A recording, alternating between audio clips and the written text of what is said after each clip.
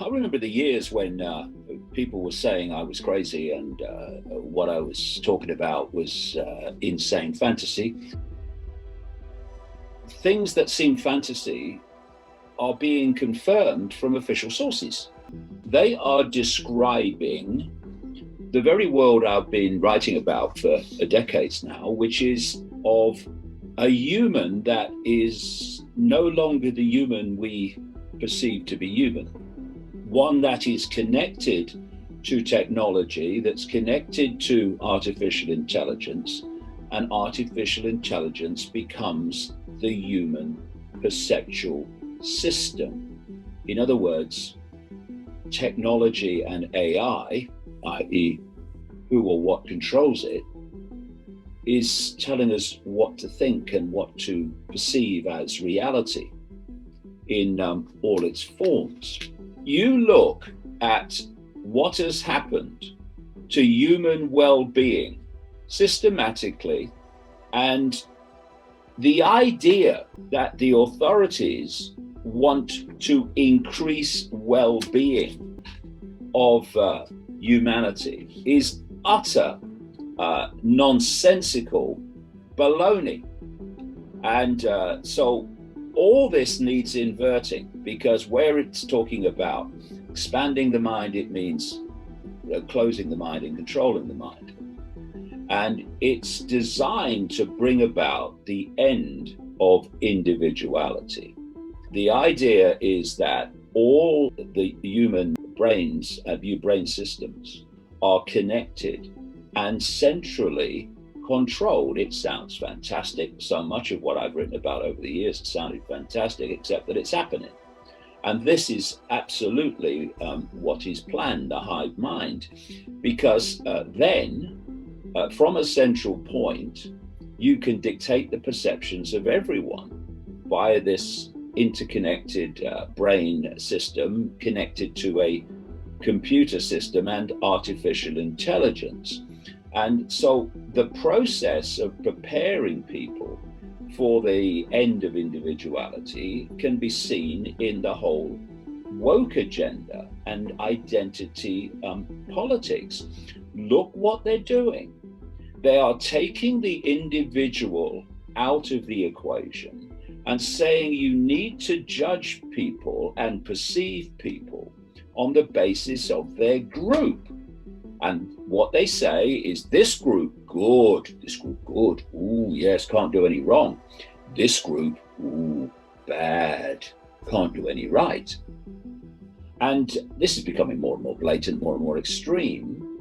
And it's losing the basic foundation of human experience and basic foundation of logic. They don't want individuality. They want groupthink. Not only groupthink in the way you think, but groupthink in the way you perceive the world as just a series of groups, which you put a label on, that works through all countries to impose a global agenda. It's nothing to do with national interest. They don't want nations. They want a world government with no nations. So it says the future of human augmentation should not be decided by ethicists or public opinion. You'll get what we give you. Well, we will if we stand by and let it happen. And it says, rather, governments will need to develop a clear policy position that maximizes the use of human augmentation in support of prosperity, as if that's what they want for humans, safety, ditto, security, that means control and surveillance, without undermining our values. Technology is being developed and has been developed for a very long time in the underground bases and the secret projects, and then it's rolled out according to a sequence, and they use front people to give a cover story for where this came from. And this is why, if you look at the way this technology is playing out, there's no gaps in it. There's no gaps where, oh yeah, well, we've got to wait for someone in a garage to invent the next stage, or otherwise we can't move on. No, it rolls out seamlessly week after week after week, month after month, getting more and more sophisticated in terms of the technology. So where the hell is it coming from without any gaps? It's because it's been in the underground basis for a long time.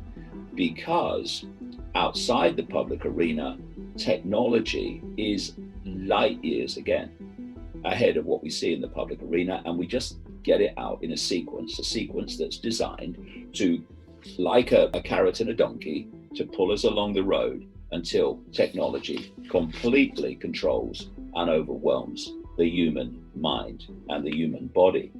What do we need any of this bloody stuff for?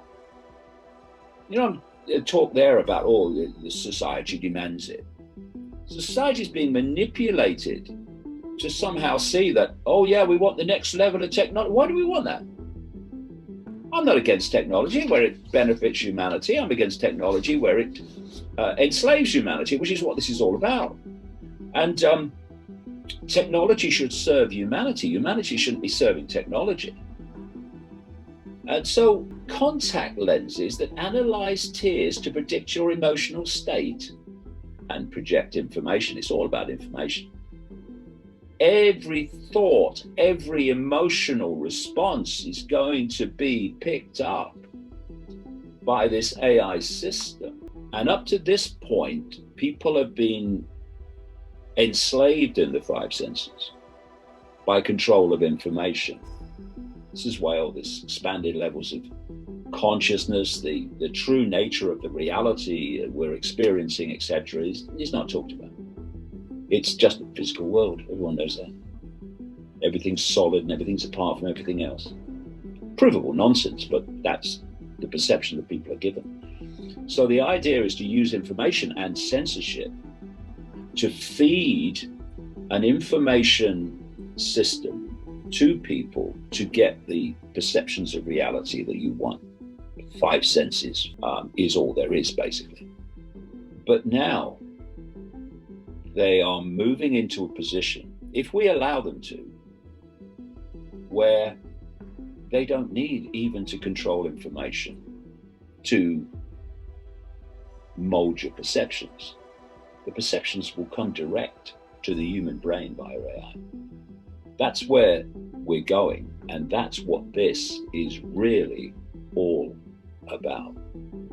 And when, again, you look at the numbers involved, the billions being manipulated into this world, and the, by comparison, handful, certainly full knowledge, tiny number that are pushing us in this direction, the answer to how we stop it is in our face. The question is, are we going to take that? Are we going to take that opportunity to stop our kids and our grandkids living in this world? Because we're at a point now where thinking, well, I'll decide in a bit. I'll decide next year. It's not an option. We're looking this in the eye. And it's time that humanity found a level of maturity and a level of backbone that is willing not just to see it, as more and more people are, but to actually refuse to cooperate with it. Because if we don't, this is what awaits our children and grandchildren, but not just them, pretty much the whole of humanity, given the timescale that they want to make this happen.